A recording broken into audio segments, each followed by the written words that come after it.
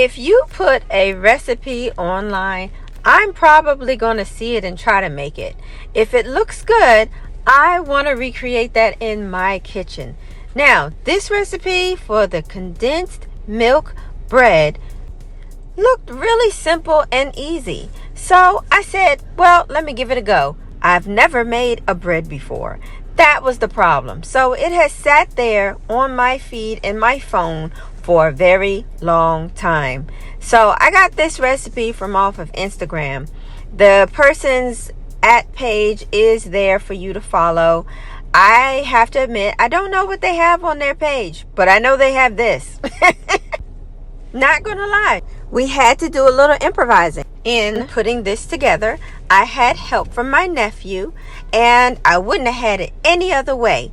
Ours didn't come out as light and fluffy as theirs did, but doesn't it look good here? So I'm going to tell you guys, this was a really simple thing to make if you have all of the tools. And I'm also going to let you know that it baked a little too fast in the beginning. As you can see, I'm not using a regular oven. I'm using a convection oven.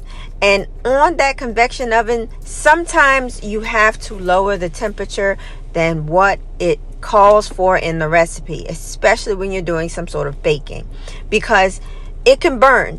And that is what started to happen here. So I lowered the temperature down to 300, and then it started to bake better. But I had to do that somewhere towards the 15-minute mark, because this bread was not going to make it on its own. At 350, it was going to burn, and it wasn't going to be fun. And I didn't do all of that work, and we didn't do all of that rising for it not to go well. But I'm going to let you guys sit and watch the rest of this, and then I'll come back in the end and give my little commentary. In the end, you'll see how I liked it or not.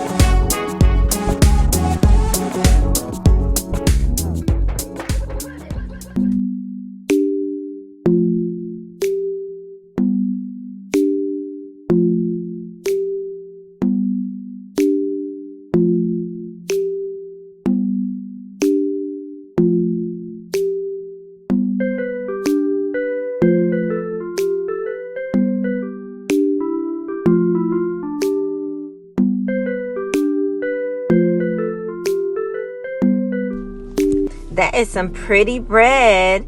I'm telling you, it tastes really good.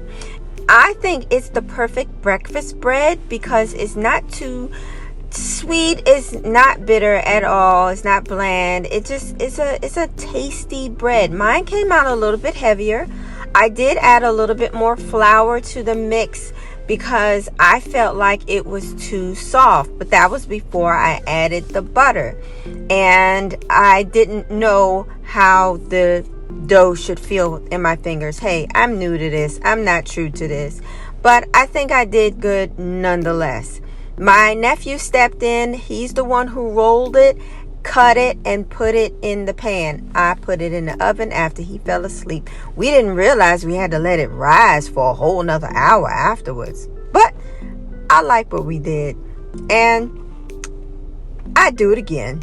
The bread came out heavier than I thought it would, and I think that's definitely my fault because of the extra flour. Next time, I'll follow the recipe as they put it down.